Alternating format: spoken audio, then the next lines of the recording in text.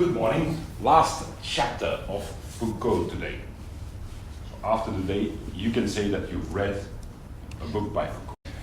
In the last chapter, of course, he tries to wrap up this incredibly elaborate argument that he produced all through the book.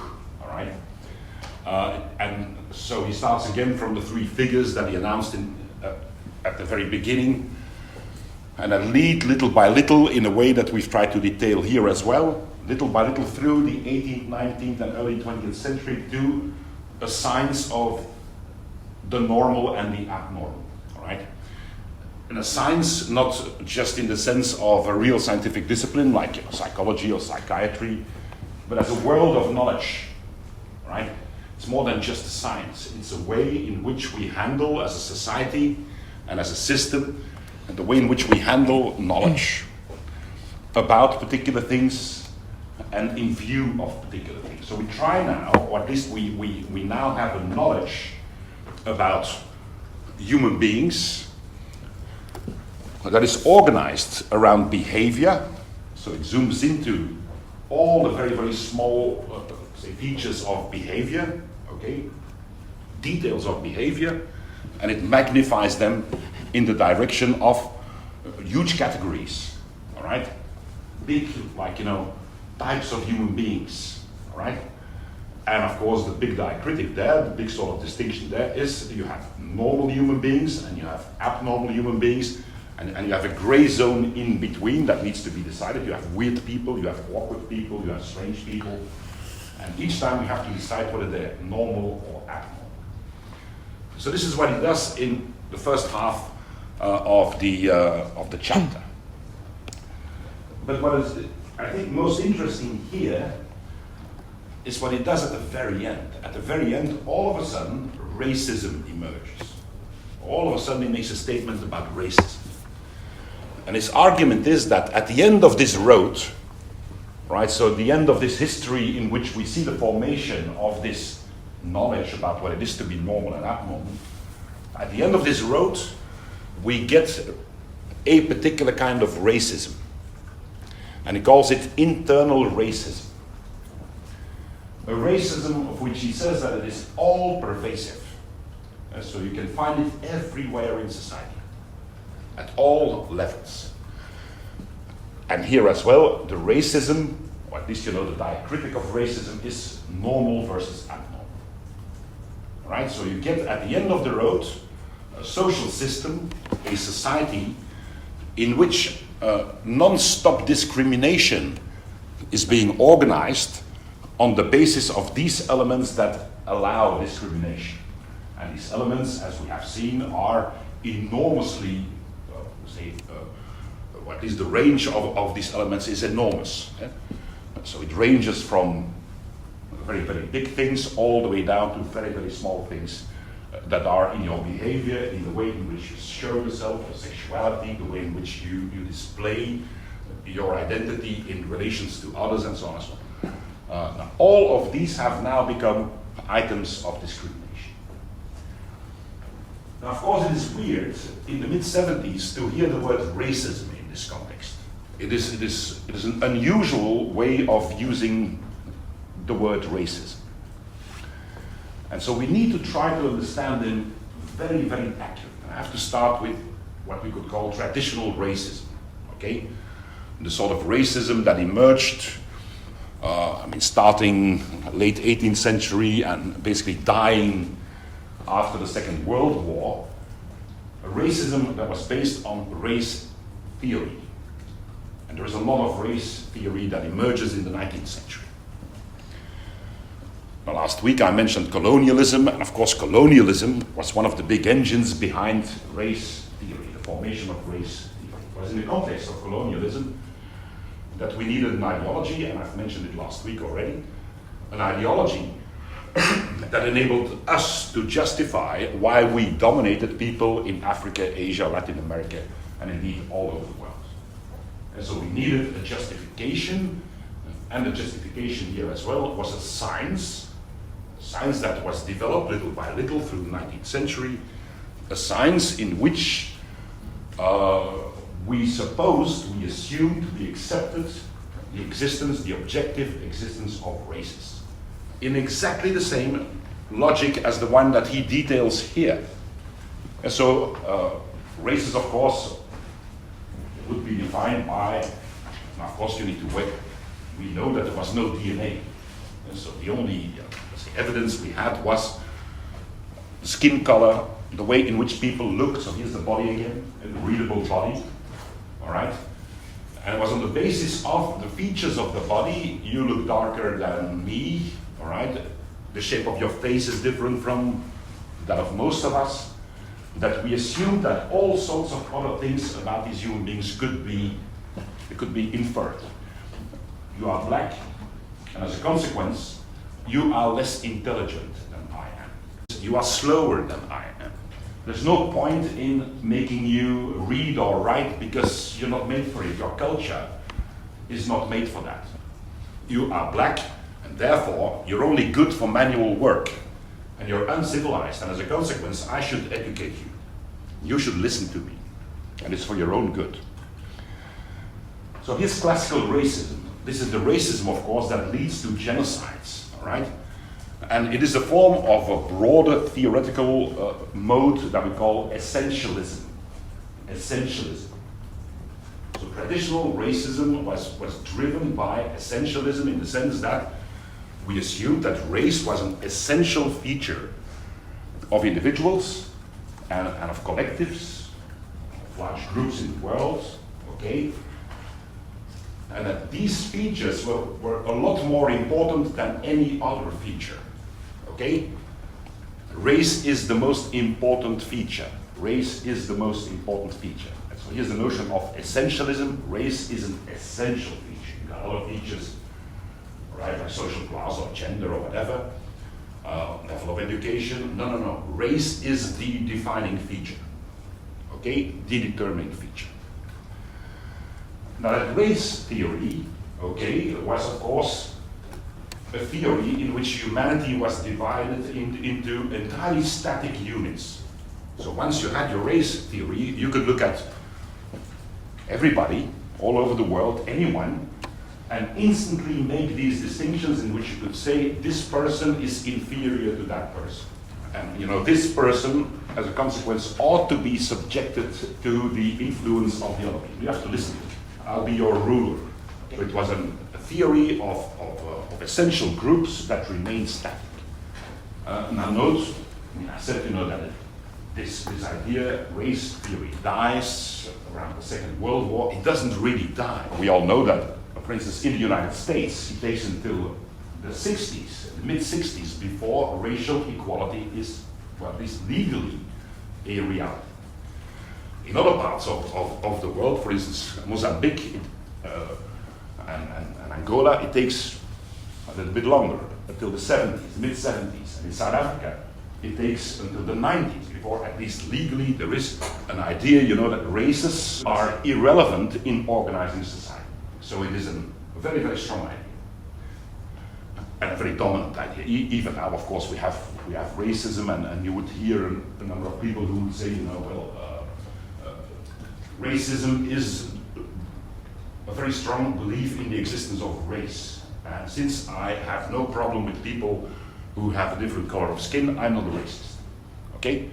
So you hear all of that. So the theory is around. And so it hasn't really died. But what he now does, all of a sudden, in the mid-70s, is he creates a completely weird variety of it. And so whenever he speaks about internal racism, he in a way abuses the word racism as it had been used before, and he gives it an entirely different sort of dimension. Now he calls it racism because in his view, that world of knowledge that I described about abnormal and normal behavior, so the thing that emerges, you know, from the 18th century, 19th century, 20th century that we have been discussing, this is weird, isn't it? There's no reason, or maybe it is extremely sensitive in the sense that it only starts working after like 1,500 words. But in his view, this mode of knowledge that had been constructed was also essentialist, and in that sense had exactly the same features as race theory. And this idea that there is a strict divide between normal and abnormal behavior had indeed, by the early 20th century, become a very, very robust science, all right? And one example, and he also mentioned it, I think. Are you familiar with science called phrenology, the measuring of the skull? And it is a science that emerges again in the 19th century, you know, and it assumes that the size of the skull, the shape of the skull, reveals the way in which the brain is organized inside. And so you can actually see, on the basis of the way in which a particular skull is shaped, you can see, for instance, whether that person is intelligent or not, whether he or she would be inclined to decadent behavior, whether he or she would have a lot of imagination, whether he or she would be likely to be violent, and so on and so on. Very big books were written about, you know, how in this new science we could begin making big surveys about the population on the basis of a very simple range of instruments. You only had to do a few measurements, and on the basis of the measurements you had all sorts of hypotheses or theories about how these people were, who they were, right? And you know, phrenology is just one of the highly specialized forms of knowledge that emerges in this context. And so in Foucault's notion, opinion, all right, this knowledge about normal and abnormal was as essentialist as racism in the traditional sense, okay? And it reinforced it. So it created an extra layer, an extra level of discrimination, okay? So what you have here, and I think, again, I mean, this is a unique intervention in the history of racism, okay? He adds to the idea that racism as an intellectual system, or as an epistemology, an organized form of knowledge, the old idea that it would only be driven by race and by race diacritics, right? You know, the old essentialism, well, he says, no, it was actually driven by this as well as by the other. All right? So you have an external racism, a racism about the other, all right? But it is reinforced by a racism about ourselves. Now think about migration now, right? So even if this other moves into our society and we don't feel that he or she should be discriminated on the basis of the color of skin, we can still discriminate he or she on the basis of normal versus abnormal. And so in that sense, here Foucault, in this one little fragment that he produces, and he will also conclude that course magnificently with a statement of racism, here he opens an entirely new sphere for thinking about racism, an entirely new organization of racism as a thing that we can investigate. So he recreates, if you wish, he constructs an entirely new view of how racism works. It does not only work on the basis of the essentialism of race, it also works on the basis of the essentialism of normal versus abnormal. And then of course they overlap, and these two overlap, and here you have Orientalism. You're familiar with Orientalism? I mentioned it briefly, I think, last week when we spoke about the sexuality of the other. In 1978, Edward Said, it's a book written in 1978. Note the overlap, same era, okay? A very, very famous book, and it basically changed the intellectual environment forever. In the sense it was the beginning of post-colonial theory. It became also the beginning of a new type of cultural studies, right? The argument he builds is as follows. You have in the 19th century, in the context of colonialism, an emerging literature. The high point of it is in the, let's say, Victorian period, the second half of the 19th century. An immense amount of literature about the Orient, the East. And it is about Islam, it is about these weird cultures they have there, it is about architecture, it is about the Taj Mahal, and it is notably about how exotic they are. So the notion of the exotic emerges in the context of Orientalism. And so what happens here is the following. These guys usually members of colonial empires, the French, the British, the Portuguese, and so on. They observe these other cultures, and they don't necessarily say that they are horrible. Okay, so we should not destroy them. But what we're going to do is we're going to make them exotic. That means attractive in a way, and here's a sexuality thing from last week. Sexuality is a very, very, very big and very strongly developed item in Orientalism. So the idea that elsewhere sexuality is free, and these women, they walk around naked, we should not immediately judge them. It's okay over there. Okay? But when they move in, so in the context of migration, when they're moving, their behavior should be adjusted entirely to ours.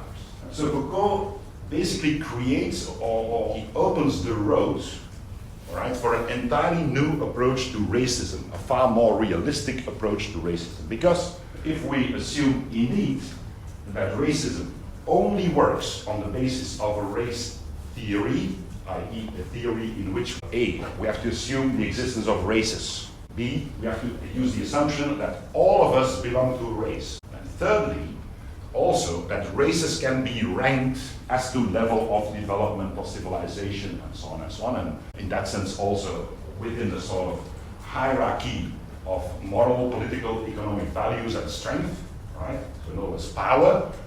Then of course there is hardly any racism now. So if we assume this old theory of racism to be the only driver for racism, then there would not be racism now.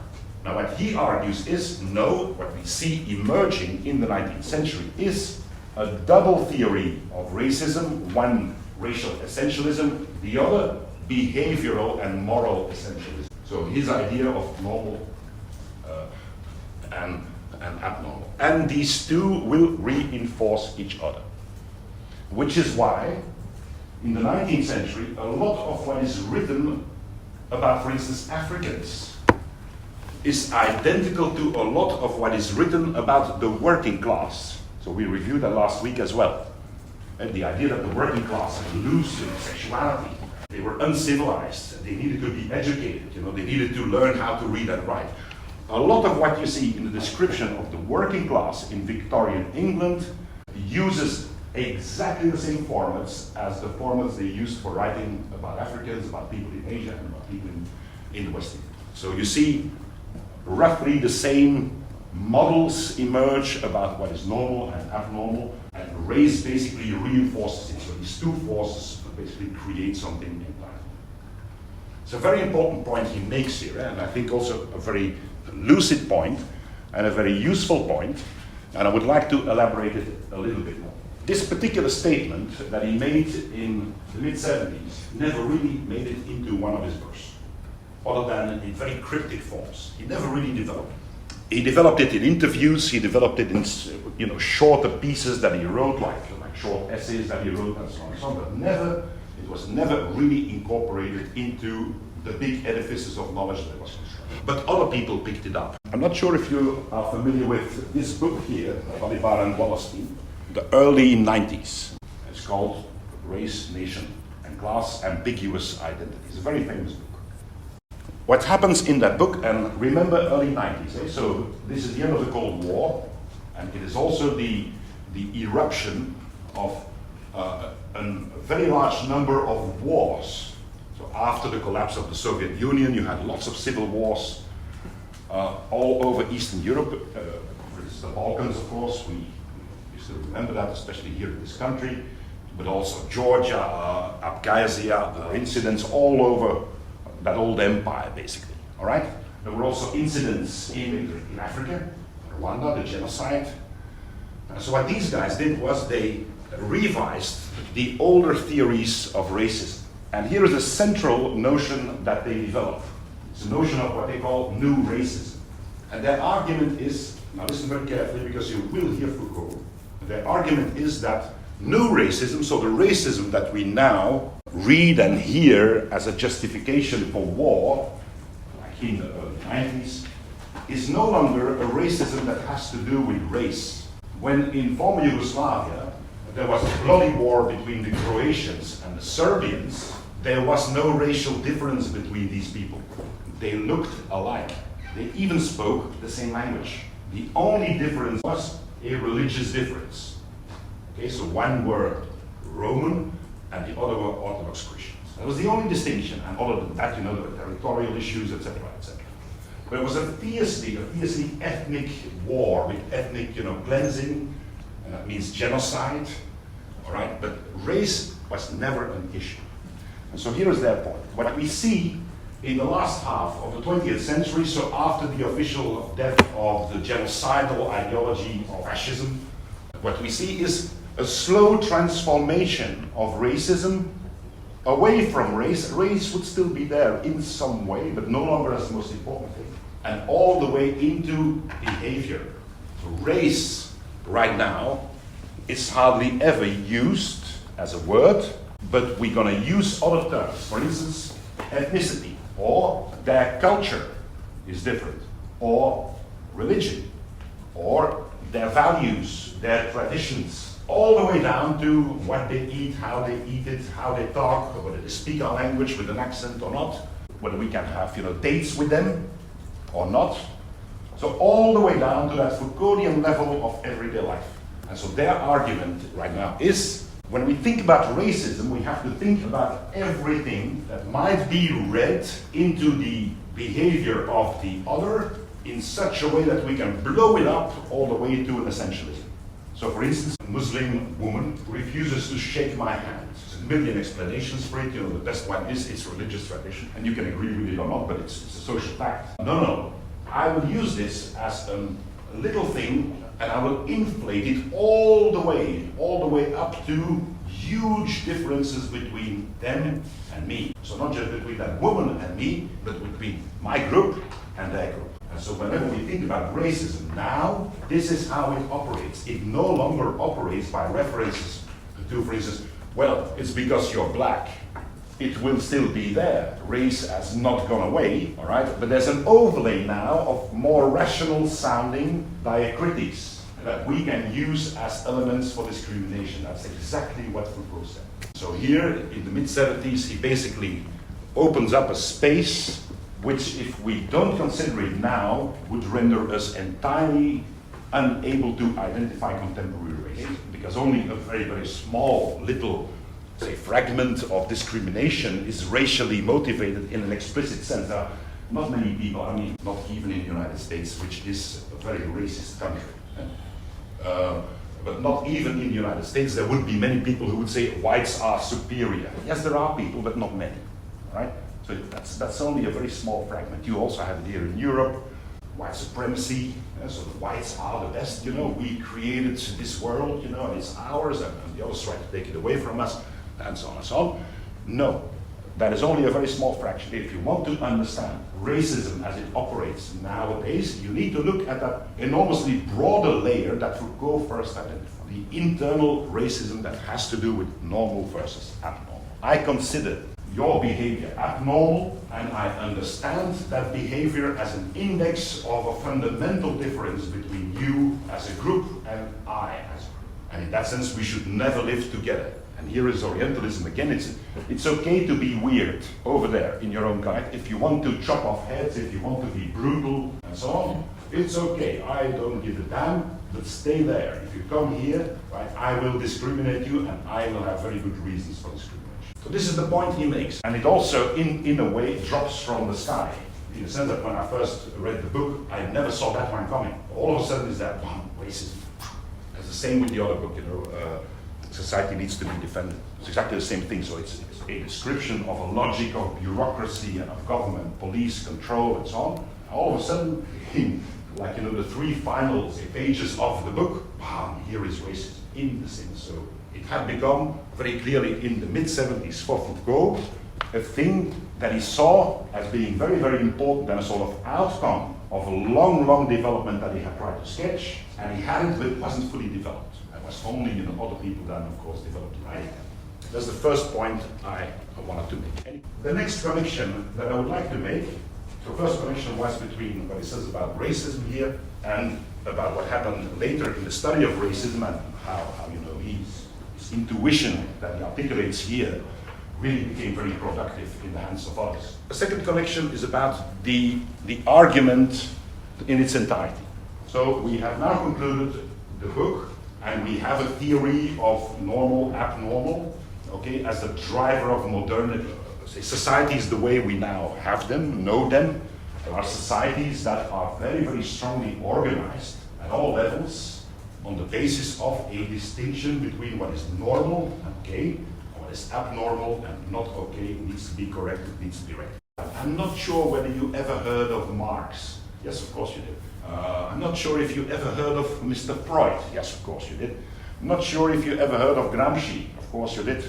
What I would like to do now is to make a connection between Foucault's notion of the normal and a very, very influential notion that Gramsci developed, is the notion of hegemony.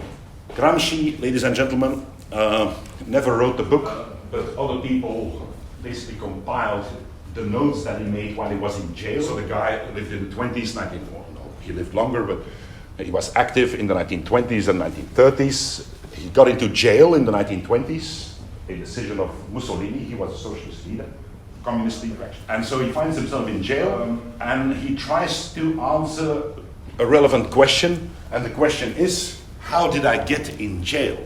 And it was a good question in the sense that he never expected to have to go to jail. He had expected that Italy was ripe for a socialist revolution. He was the leader of the Communist Party, and of course after the First World War, that became a very, very big mass organization, very well organized as well. It had a press, it had very well-trained leaders like Gramsci himself, and millions of new members. So the idea was, it's a matter of years perhaps, and then we will have a socialist state here, and the workers will basically win. But then Mussolini came. Mussolini, of course, the exact opposite, fascism. And in no time, he organized a mass movement largely consisting of working class people, and he created a revolution.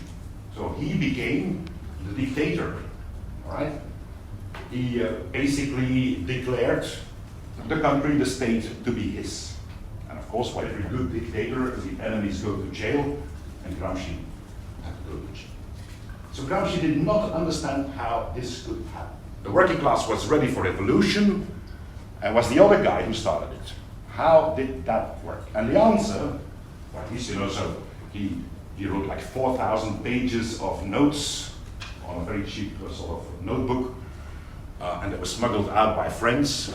They had to wait until he himself died in 1937, and we had to wait until 1950s before there was an Italian edition of the works of Gramsci. They became very influential. The answer that Gramsci gave was hegemony. How do we explain this weird fact that Mussolini became the leader and basically swept the entire country behind him while we should have done it? And the answer is hegemony. Now, hegemony had been used by Lenin and so on, but we need not consider ourselves with those definitions. Gramsci completely re-theorized that notion of hegemony. And in a very, very short rendition, we could say hegemony is soft power, cultural power. And his argument was as follows. Mussolini won, not just because he had access and indeed control of the state, in other words, of weapons, the army, the police, the administration, and so on and so on, but his movement used dominant values and dominant cultural ideas. Those were the ideas and the values of the bourgeoisie. And he won for a very simple reason. These ideas had become everybody's ideas, and ideals as well. They had become everybody's ideals, including those of the working class. And he started giving examples. An example is, if you would ask any Italian who has read literature who the greatest writers are in Italy, they would give you bourgeois answers. They would basically refer to bourgeois authors. Right? So the ideal of literary quality was not a working class ideal, it was a middle class ideal. Right? And the same with fine art. And so who are the great painters? And of course people would answer Leonardo da Vinci, Michelangelo, and so on and so on. but essentially middle class, or at least the bourgeoisie, not a working class artist. About ambitions in life, what is your ambition? Okay, many people would say, I would like to have my own house with a garden, all right? And in the garden, my children would be able to play together with their friends. A very bourgeois sort of ideal of a good life. And hegemony was the mechanism by means of which you had to build those ideals and ideas and aspirations and ambitions as general ones, as, ladies and gentlemen, normal ones. So hegemony basically is the normal stuff in our life. Whenever Gramsci refers to hegemonies, he refers to things that we simply consider to be general, normal, right? Okay, unquestionable, all right? And there are numerous of these hegemonies. So we also use the notion of micro-hegemonies. I'm sure you've heard that before. So there are big hegemonies, like we live in, of course, a market-driven society, and as a consequence, the basic ideas and assumptions of the market are normal for us, right?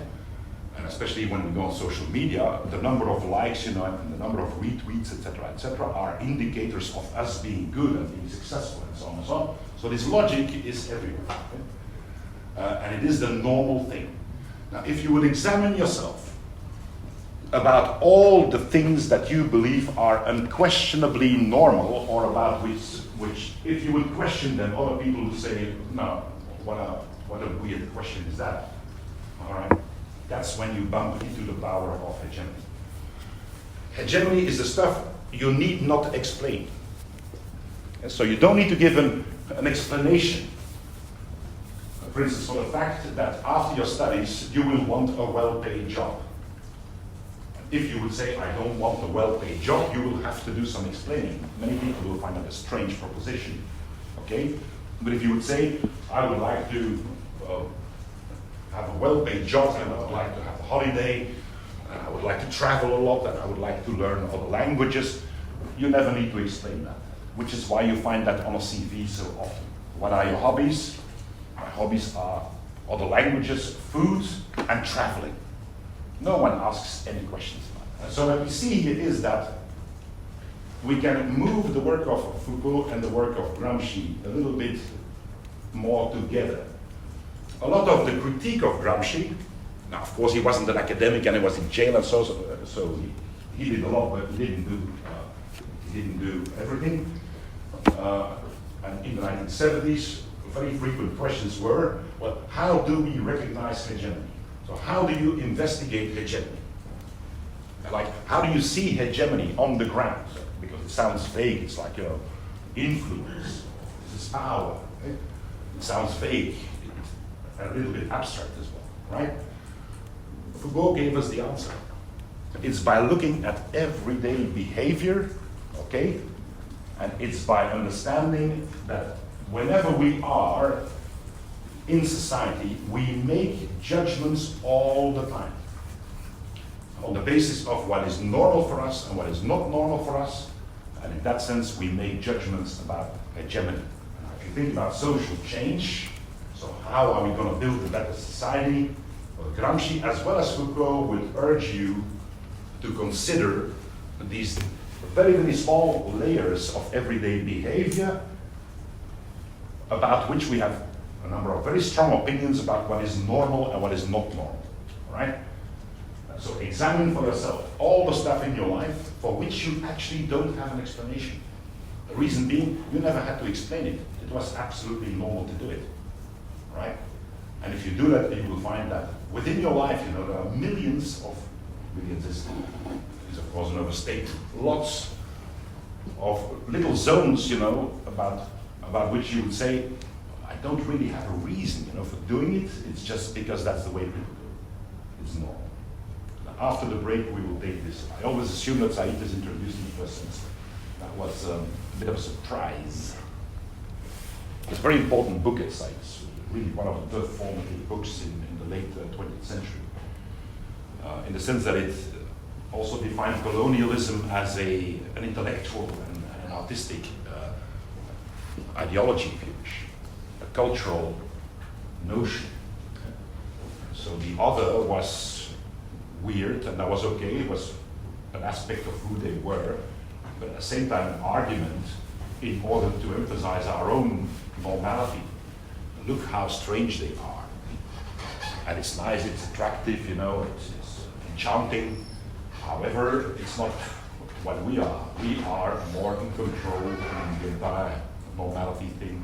We have our instincts under control, you know, we are rational, we think, we're highly educated. That's very important. So if you get hold of it, read it. They belong together in the sense that hegemony is always ideological. It is an ideological phenomenon. So if you think about ideology and how it works, hegemony, of course, is the apex of ideology. And it is the moment that an ideology is no longer perceived as an ideology, but simply as a state of fact, as a normal range of assumptions. That's when you have hegemony.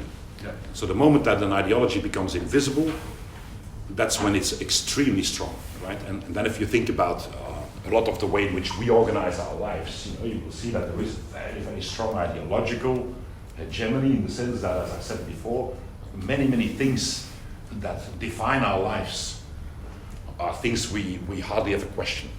We just do them.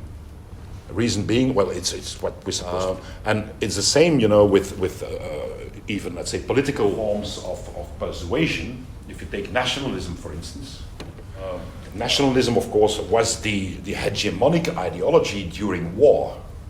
So, like the First World War, Second World War, but even after that, I mean, I still had to do national service, right? So we had to go into the army for a year. I managed to escape that.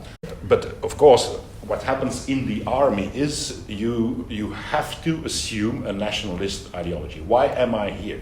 Why am I a soldier? What is my raison d'être? And the answer is, well, in order to be ready to die for your country. I can't really say that I was ever ready to die for my country, but that is the assumption. And if you question it, you get into serious trouble. If you say, yeah, but you know, my country isn't all that great. You know, your days in the army may be extended by extra days in jail and so on. There are always assumptions at all levels, including the political ones. You know, the stuff that we feel we don't need to, which is why no government can go to elections these days with an argument, we're going to increase taxes. All right? Reason being, they're bad. No one likes taxes. Okay? And so all political parties will say we're going to try to reduce taxes. Okay. Well, of course, there are very, very good reasons for paying taxes. Look at where we are. This is paid by taxes. So there are very, very, very good reasons why, you know, doing what you have to do with your tax money is very good. But politically, it's not acceptable. If you try that, you know, you're sure to fail. And of course, the others will ridicule you, will say, well, you know, it's going to take money out of our pockets.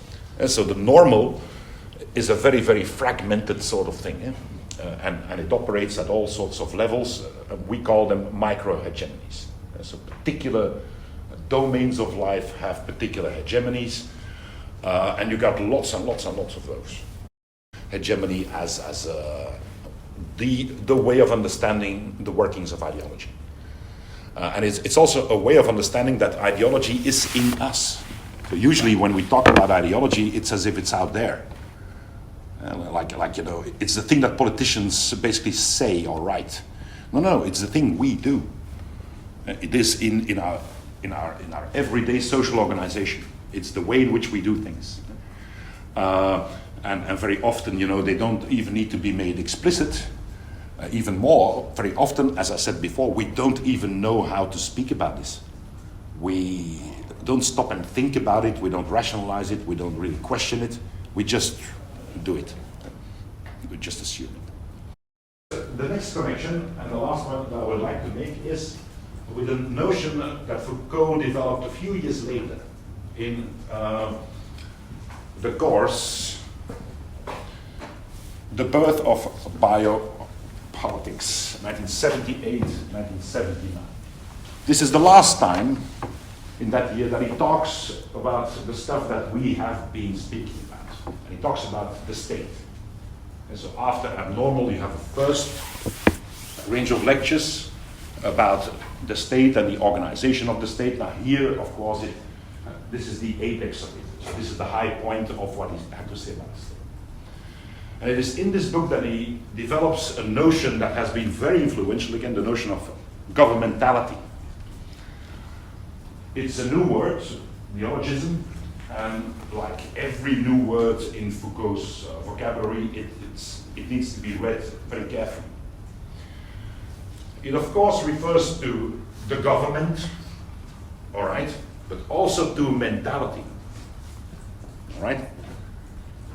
So what it means is the way in which we rule ourselves and are being ruled. And here's the normal again. It is the way in which at any moment in history you see modes of order, social order, that are distributed both at the level of the top and at the level of everyday behavior. So in other words, a political system only works when it is not only the political system of the top. It has to be absorbed by everyday people in everyday life, in everyday practices. Okay? And that's what he means with governmentality. So what I would like to do here, I would like to isolate a very, very strong motive that he develops in that book. It is the motive of the homo economicus. It's a Latin word, the economic man. But before that, we need to do a little bit of introduction. The last line of the book, so the last line of the course, in that is, I believe this is what we call politics. So the entire book is a definition, in his view, of the word politics. Now, what is politics in his view?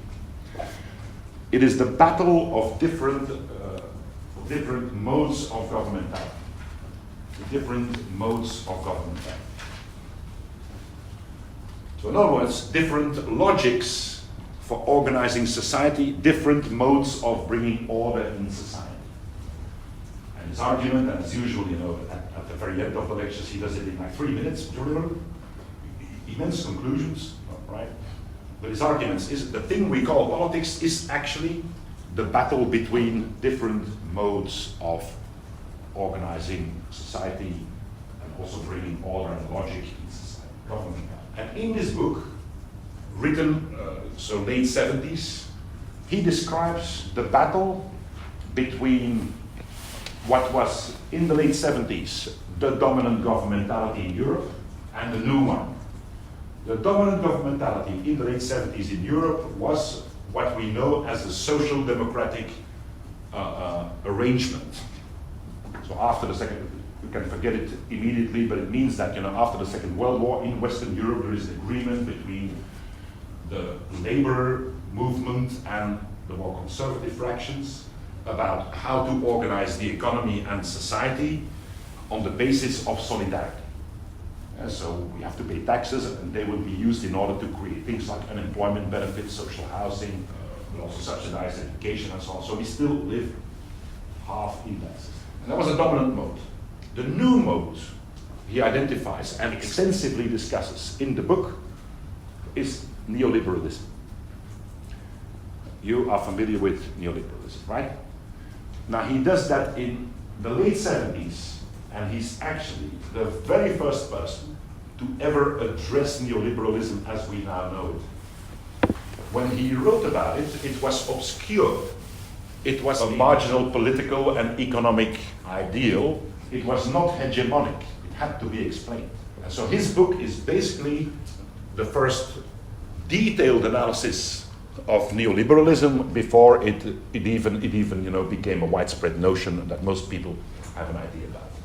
And also long before classics about neoliberalism were written, like this one is a pretty bulky thing, was only written, I think, 2012, and other influential say discussions of neoliberalism emerged in the late 90s, the very early ones, and certainly the 21st century.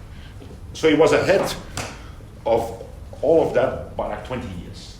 So he started working on it like at least 20 years earlier than almost anyone. And a lot of what he describes in the book is the logic of neoliberalism.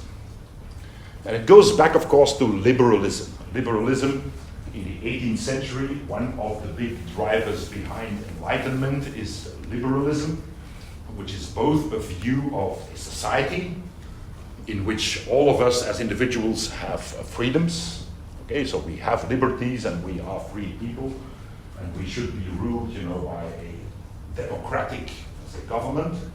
But there was also an economic theory, Adam Smith. And it is the juncture of these two that basically develops all the way from the 18th century all the way into the 20th one. And it is that juncture that he describes, the connection between economic theory and social theory, a theory of society and a theory of the economy. You remember about Adam Smith, the very, very famous metaphor of the invisible hand. Just to explain that metaphor, the assumption that he made was that if all of us, so every individual, basically pursues his or her personal interest, then the general interest will also be served. So in other words, when all of us as individuals do what is right for us, then all of us will make progress. And that was the invisible hand.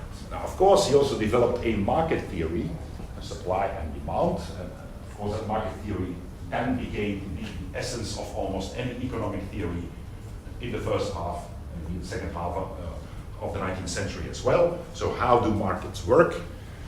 And in this book, Foucault identifies a moment somewhere just before Marx, in which within liberal theory, the market becomes very dictional. You remember that word, very dictional. So we see the market as the truth. The things the market basically does are true. There is something transcendent about the market. It's always right. Now you hear that on almost let's say, daily basis, in the media. For instance, when the shares of Apple are going down because the iPhone doesn't sell very well anymore, and so on and so on. But you will hear people say, well, the markets will adjust themselves. Or the shares were a little bit inflated anyway, so they were a little bit way too high, let's say, and now naturally they are being adjusted to their normal level. And so the markets always speak the truth. They are very dictional. Now, you have to remember that. It's very important. And it is, of course, an ideological assumption.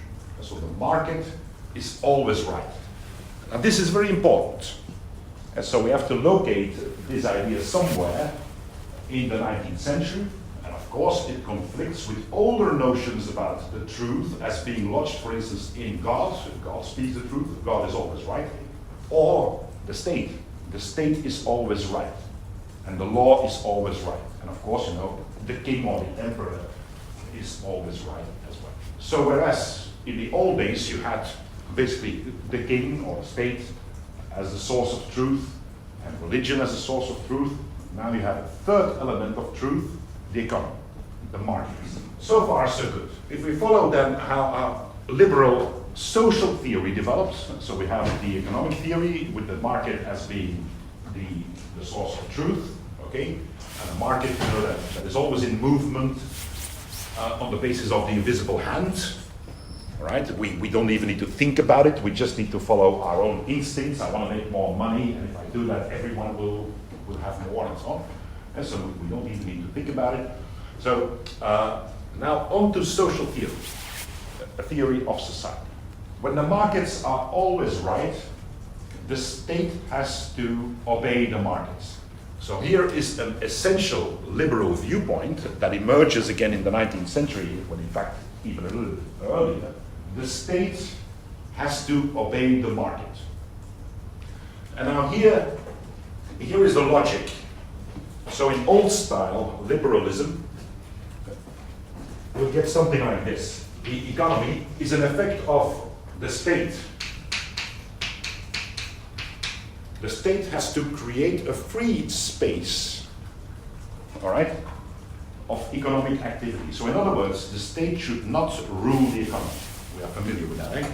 The state should not rule the economy, and as a consequence, a free economy, a market economy, needs a free space in which the state does not intervene. Now, little by little, we have to move towards the individual. So the state has to respect the freedom of the markets, and the markets respect the truth. The markets are ruled by one law. You have supply and demand, but there's another one, competition. You have to compete. So how do markets work? In which the best product will always win. So it's up to you, entrepreneur, and you are free to invent something, to design something, to devise a product, and you have to make sure that it is better than the product of the competitor, and then you will win, right? And then you will have done good in the sense that everyone who buys the product will have a better product than the competitor. So here's the logic of the invisible hand, competition. Now, in neoliberalism, little by little, you see the emerging of a new individual. And the individual is actually, according to Foucault, and it's very apt, or at least it has been re-emphasized by almost anyone else afterwards writing about neoliberalism. The new individual is basically a micro-enterprise. So all of us have to organize our lives and also imagine ourselves as an enterprise. Meaning, all of us become a product that has to enter into free competition with others. And here is this notion of the homo economicus.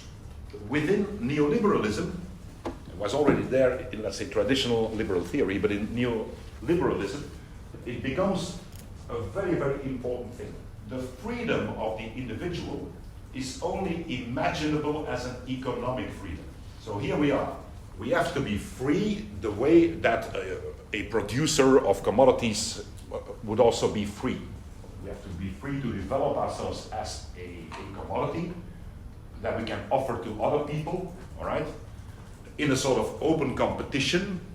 And if our product is good, we will win, we will prevail. If it's not good, we will lose. Now, of course, this is a view of the individual which is based on an assumption of absolute equality. So all of us are equal. And in that sense, it's down to you, it's your responsibility, all right, to use that freedom in order to be best in the game, in order to be the one who wins the competition with others. And if you don't win the competition with others, it's no one's fault but yours. It's your responsibility. So what you see here, and he describes it in an acutely precise way, is a combination of freedom and duty, or let's say control. It's also the point that we emphasized last week in the field of sexuality. You can only be free when you follow the rules of the game. So in other words, when you follow the economic laws of a free market of individuals.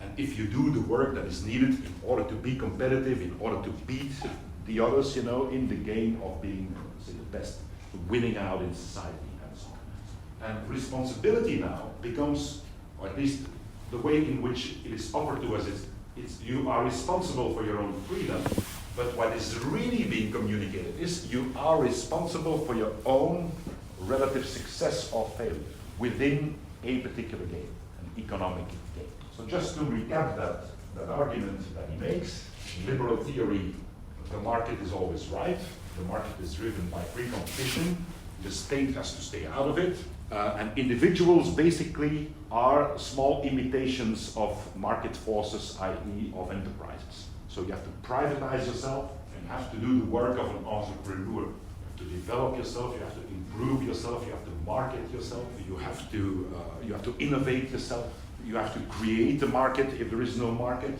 and you have to beat the others as well.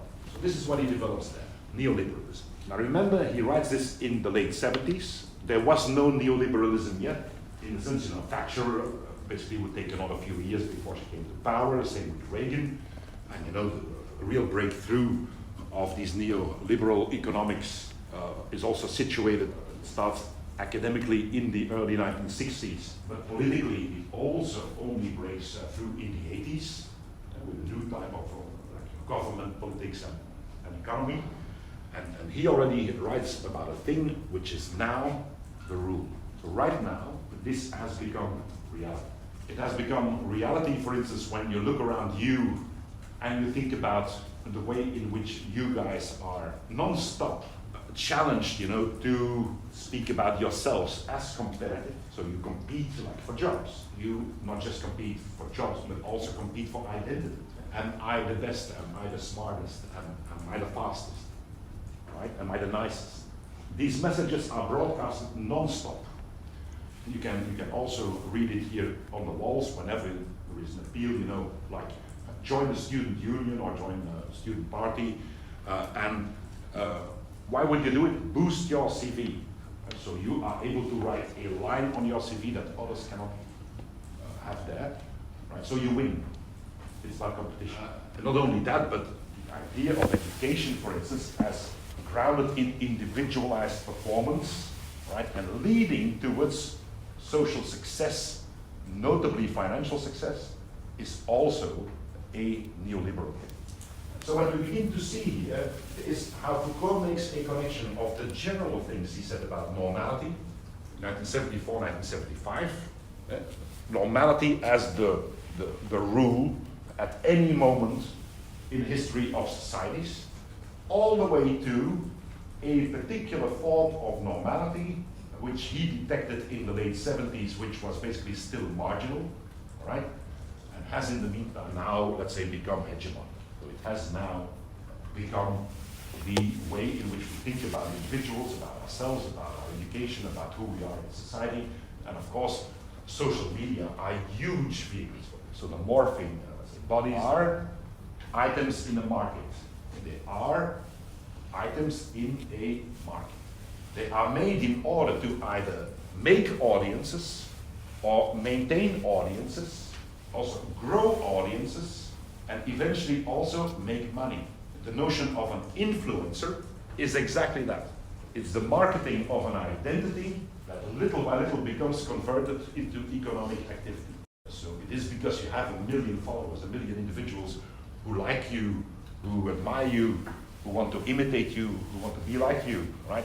That's why a shampoo brand will be interested in you, because if you use that shampoo, maybe 100,000 of them will also buy it. So we see exactly that, the privatized individual, the homo economicus. Now let's go a little bit, how should I say, deeper into this. So the way in which on social media we see non-stop connections between the stuff that we do, the small stuff of self-presentation on a daily basis, in all our updates, in all the pictures that we upload. It's exactly what we do on the one hand, and on the other hand, advertisement, commercialization, and so on. I don't think that any of us here makes money from the internet, like directly, as an influencer. It has become, of course, an economic sector. It is a job nowadays. So if you say I'm an influencer, this is a job. And so this is no longer just a hobby or whatever. It is a job. But all of us, even if we don't get income directly, we create income, which we never see, unfortunately, but it is made by others. And we do that on the basis, of course, of algorithms. So we do our stuff on a daily basis, 40, 50 times a day. There are people who do that. So we do our updates, and we have our little audiences, our communities, our friends, networks, who would be the addressees. And algorithmically, they trigger, within the entire network of interaction, a range of commercial items, right? And all of us are surrounded, or at least our identity work is non-stop surrounded by commercial effects. So in other words, being myself on Facebook, right, has lots and lots and lots of economic effects. It is completely embedded in an economic system, and it only exists because of that economic system. We only have, or at least all these platforms are free, which means that money has to be made elsewhere. It has to be made through us. So we are the raw material in an economic system that is not about us. But what we do is the trigger for it, right? So our behavior online, how we show ourselves and how we interact with other people, how we create communities, how we engage with these communities on an almost minute-by-minute basis, all of this for us is everyday activity, just social life, but there's a layer around us that's purely economic, and it is completely imagined from within this idea that Foucault defines as the homo economicus. So all our behavior has economic dimensions. Every aspect has at least the potential of being exchanged for money. Whenever you click something, you produce economic items. So you become, in a way, a product, data. And in that sense, we see this neoliberal idea of the individual in full glory whenever we check, Twitter or Facebook or Instagram or whatever.